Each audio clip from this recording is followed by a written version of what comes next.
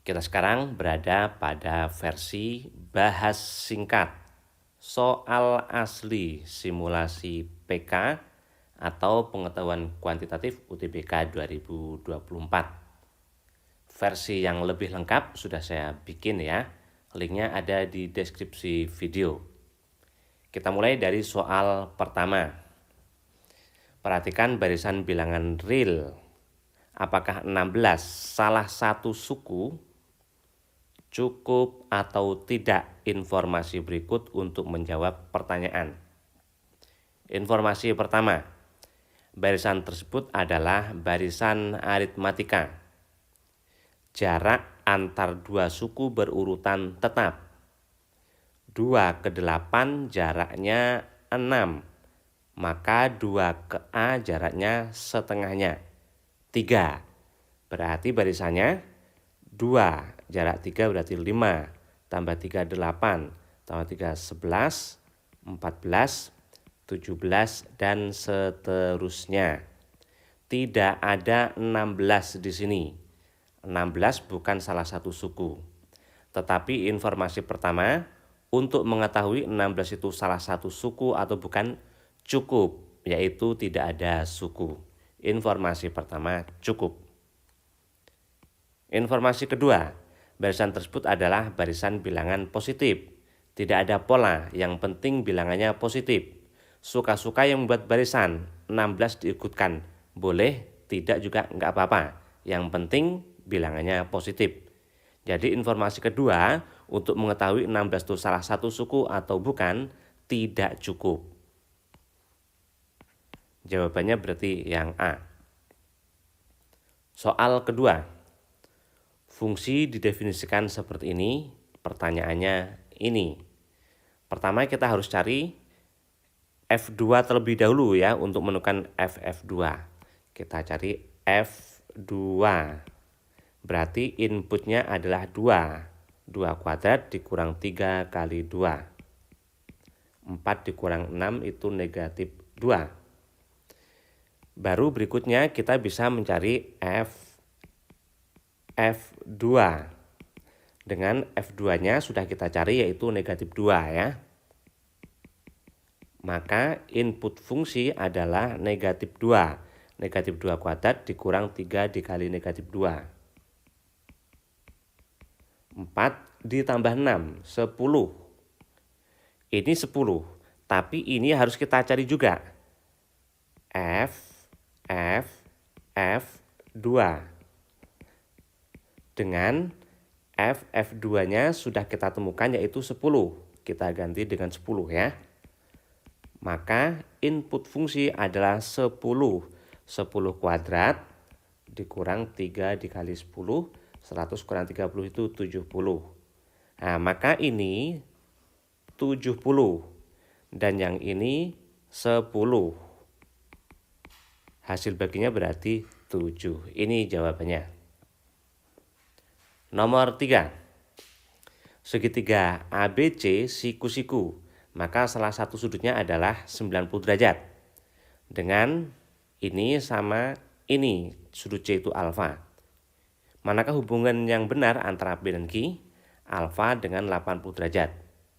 Kita cari semua kemungkinan sudutnya. Sudut A, B, C. Ini sudutnya teman-teman ya.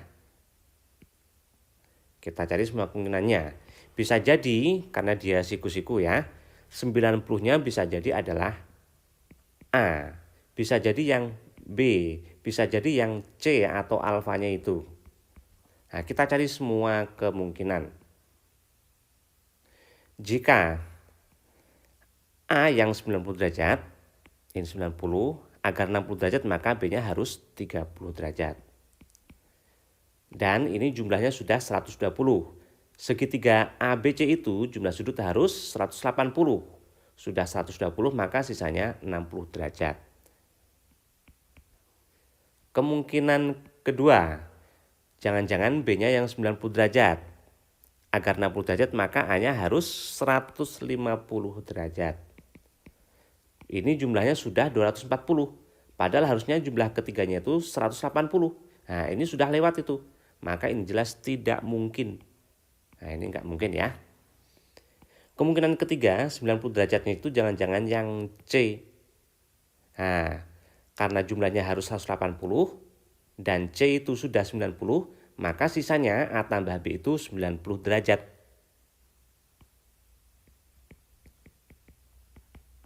Dan kita sudah punya A kurang B itu 60. Dengan menggunakan eliminasi, boleh tambah boleh kurang ya. Misal ditambah, maka ketemulah A-nya itu 75 derajat dan B-nya adalah ini 75 agar 90 berarti B-nya 15 derajat. A 75 derajat, B 15 derajat. Nah, ini memungkinkan membentuk segitiga siku-siku. Nah, jadi kemungkinannya ada dua. Pertanyaannya, hubungan antara alfa dengan 80 derajat. Alfa itu C.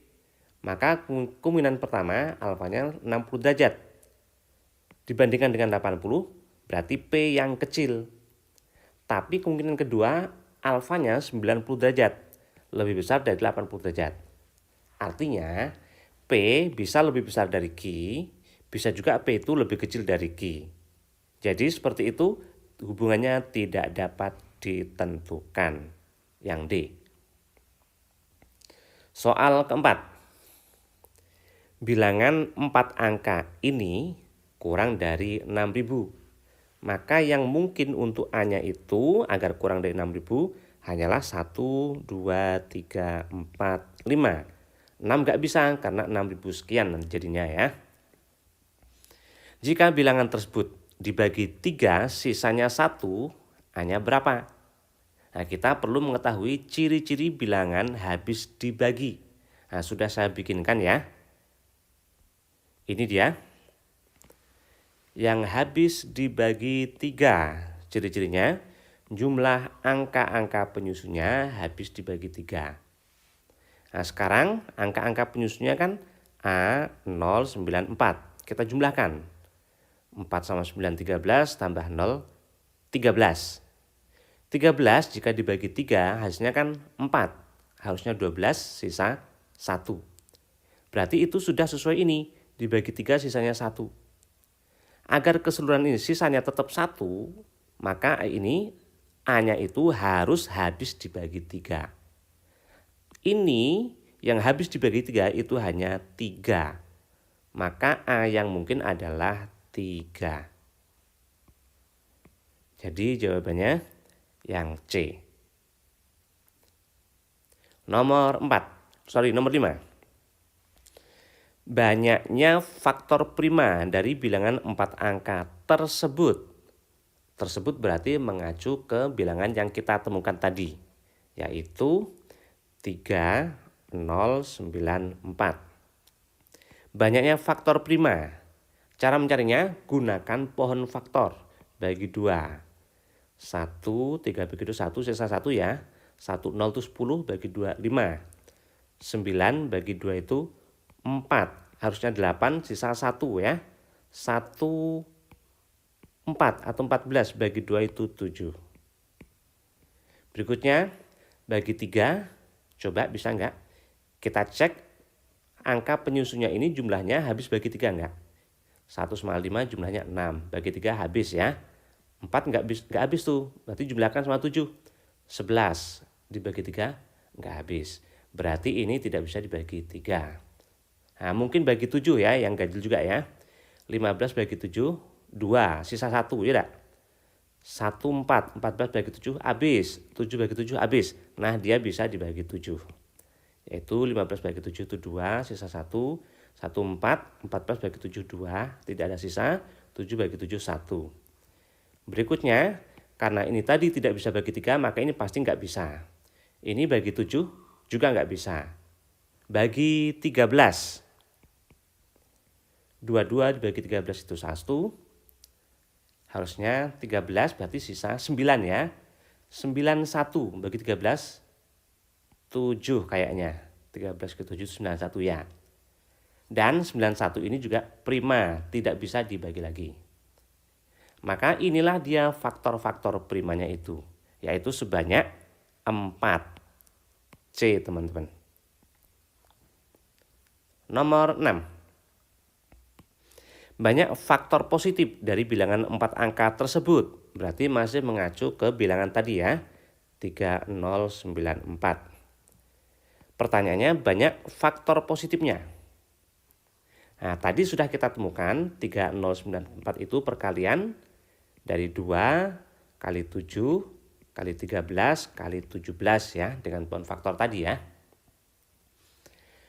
Faktor-faktor dari 3094 masing-masing ini teman-teman. Mungkin perkalian dari dua bilangan masing-masing itu ya. Atau jangan-jangan perkalian ketiganya atau keempatnya, itu semuanya faktor dari 3094.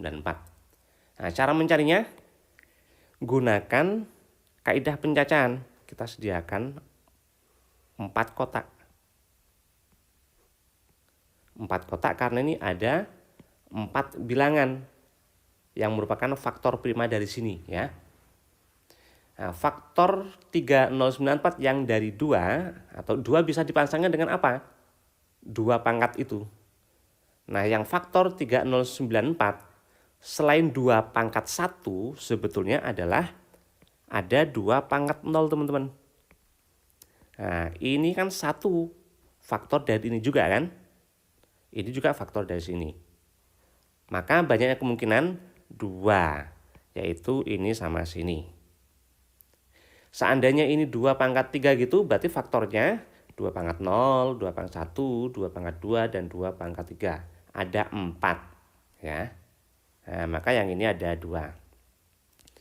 Untuk 7 sama 7 pangkat 0 sama 7 pangkat 1. Ada 2 kemungkinan. 13 sama, 17 juga sama. Berarti 2 kemungkinan masing-masing ya. Sebanyak 16 kita kalikan semuanya. Jawabannya B. Nomor 7. Segi 4 ABCD adalah belah ketupat.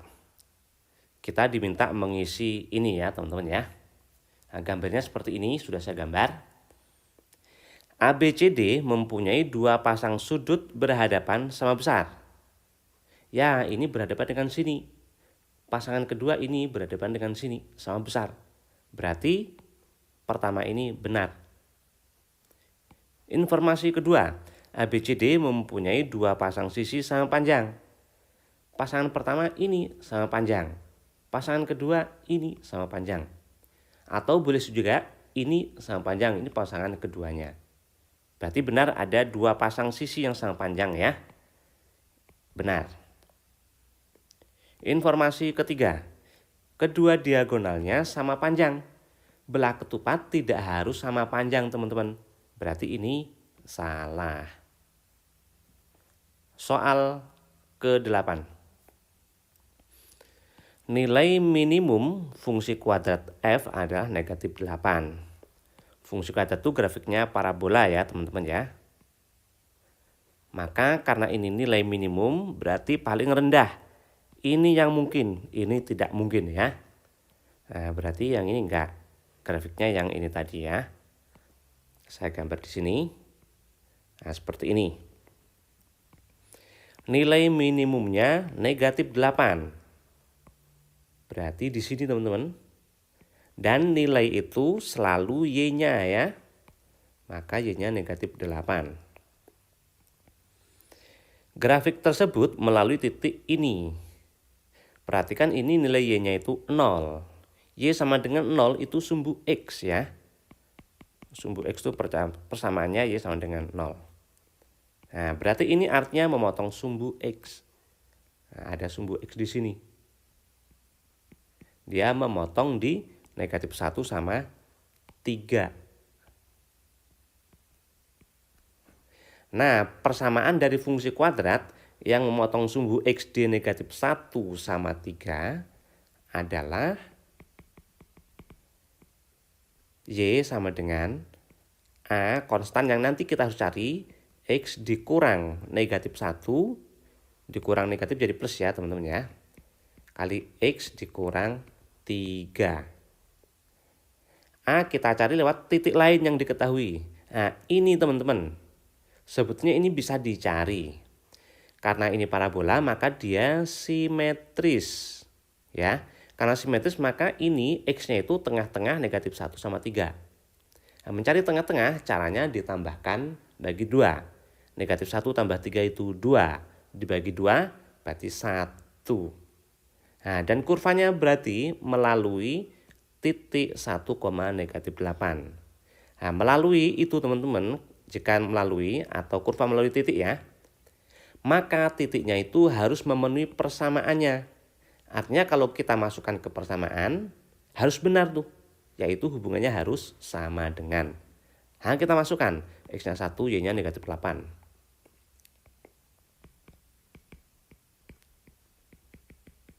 X-nya 1 ya. Nah, kita hitung, negatif 8 berarti A dikali 2 kali negatif 2 itu negatif 4. Berarti ketemulah A-nya itu 2. Ya. A sudah ketemu, maka ketemulah ini persamaannya teman-teman. Ya. Jadi persamaan fungsi kuadratnya itu Y sama dengan 2, X tambah 1, X kurang 3. Selanjutnya, grafik fungsi tersebut juga melalui titik ini.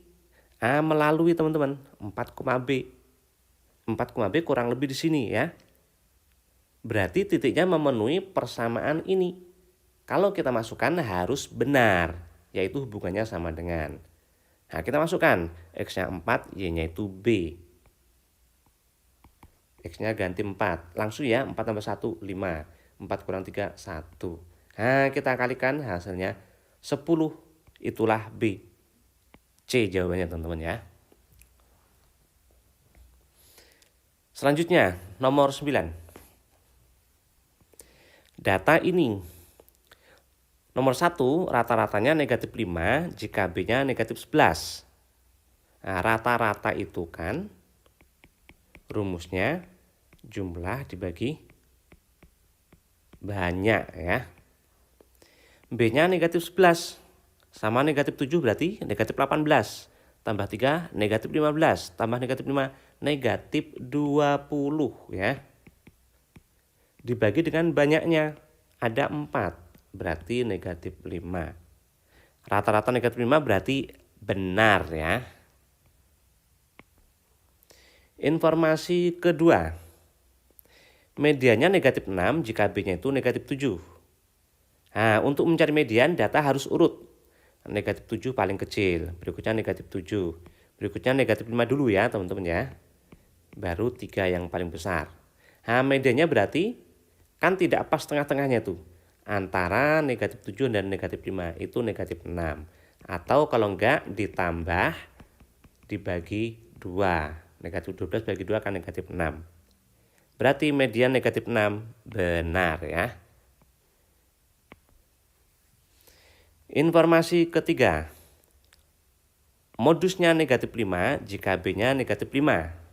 Pernyataan ketiga ya teman-teman ya. B-nya negatif 5. Nah, maka yang paling banyak itu negatif 5. Data yang paling banyak itu adalah modus. Berarti benar negatif 5. Pernyataan keempat, jangkauannya 3 jika B itu negatif 8. Nah, ini negatif 8. Itu menjadi data terkecil. Data terbesarnya 3. Dan jangkauan itu data terbesar dikurangi data terkecil. Harusnya 11 bukan 3. Maka yang 4, pernyataan keempat itu salah. Banyak pernyataan yang benar berarti 3 yang A. 1, 2, 3 saja ya. Soal nomor 10. 3 bilangan asli berbeda yang kurang dari 10 dipilih sekaligus secara acak. Bilangan asli kurang dari 10. Nah, bilangannya berarti 1, 2, 3, 4, 5, 6, 7, 8, 9, 10-nya nggak ikut ya teman-teman ya. Bilangan asli dimulai dari 1. Dipilih sekaligus secara acak 3. Berarti kita mengambil 3 bilangan di sini teman-teman. Nah, itu harus dicek dulu permutasi atau kombinasi. Saya sudah bikin gimana cara mudah membedakan permutasi dengan kombinasi. Linknya ada di deskripsi video, silakan teman-teman cari ya. Oke, kita akan bahas cara membedakannya teman-teman, cara mengujinya apakah permutasi kombinasi. Kita ambil sampel, ini diambil 3 bilangan, kita ambil sampel 3 bilangan itu misalnya 1, 2, 3. Atau yang lain terserah ya. Bilangan yang sama, coba urutannya diubah. Misalnya 2, 1, 3 atau 2, 3, 1 terserah ya teman-teman ya. Kita cek bilangan yang kita ambil 1, 2, 3 dengan 2, 1, 3 itu sama nggak teman-teman? Atau beda? Jelas sama. Urutan diubah, kejadiannya sama aja, itu berarti urutan nggak penting di situ. Urutan tidak diperhatikan, itu peristiwa kombinasi. Nah, berarti ini kombinasi teman-teman. Maka banyaknya kemungkinan mengambil 3 bilangan dari 9 bilangan ini adalah kombinasi. Itu NS-nya teman-teman ya. Mengambil 3 bilangan dari 9 bilangan. Kenapa NS? Karena ini kan peluang ya teman-teman ya. Nah, peluang itu rumusnya NA per NS. Nah, NS-nya ini 9 faktorial, 9 kurang 3 itu 6 faktorial ya.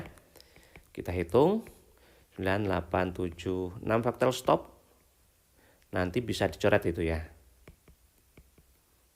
Nah, ini coret habis, bagi 3 ini 3, bagi 2 ini 4. Berarti NS-nya 3 dikali 4 dikali 7.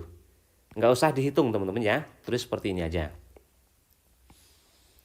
Selanjutnya, berapakah banyaknya dari 4 pernyataan berikut yang benar? Pernyataan pertama, peluang semua bilangan yang terpilih prima kurang dari 1/20. Semua bilangan yang terpilih prima, 3 bilangan itu teman-teman, kurang dari 1/20. Nah, kita cari yang prima itu apa aja di situ. 2, 3, 5, 7, 9 bukan ya? Ada 4. Nah, maka NA-nya, NA yang ini tadi teman-teman, itu berarti kombinasi, soalnya tadi kombinasi ya, sudah kita tentukan ya. Memilih 3 bilangan dari 4 bilangan yang prima ya soalnya ya. 4 faktorial, 4 kurang 1, 4 kurang 3 itu 1, 3 faktorial. 4, 3 faktor stop. Nah, ini bisa dicoret, berarti NA-nya adalah 4. Akibatnya peluangnya NA-nya 4, NS-nya 3 kali 4 kali 7. 4-nya coret ya, 1/21. Ternyata peluangnya ini 1/21. Apakah dia kurang dari 1/20? Ini sama-sama 1. Yang ini dibagi 21 lebih besar daripada 20. Dibagi yang lebih besar, hasilnya tentu lebih kecil ya. Nah, berarti ini lebih kecil atau kurang dari ini benar. Pernyataan pertama benar. Pernyataan kedua. Masih sama ya, NS-nya tetap sama teman-teman. Yaitu 3, 4, 7 ya tadi ya. Ya, 3, 4, 7 ya. Peluang semua bilangan yang terpilih genap kurang dari ini. Genap. Nah, kita cari yang genap itu apa aja. 2, 4, 6, 8. Ada 4 bilangan. Berarti NA-nya kombinasi memilih 3 bilangan dari 4 bilangan ini. Dan ini udah kita hitung di sini ya. Nah, ini ketemunya 4. Berarti ini 4. Maka peluangnya NA per NS 3 kali 4 kali 7, 1/21. Kita bandingkan dengan 1/25. Sama-sama 1. Dibagi bilangan yang kecil dibandingkan dengan sini ya, tentu hasil baginya lebih besar. Harusnya peluang terpilih genap itu tadi lebih besar dari ini, bukan kurang. Berarti ini pernyataan yang salah.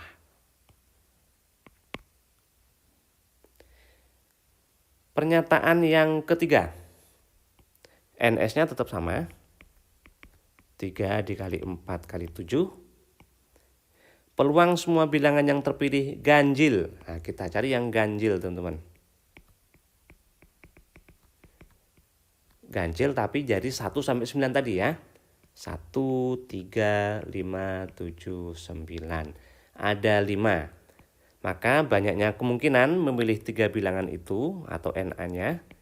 Yang ganjil kombinasi memilih 3 bilangan dari 5 bilangan. Ganjilnya ada 5 soalnya ya.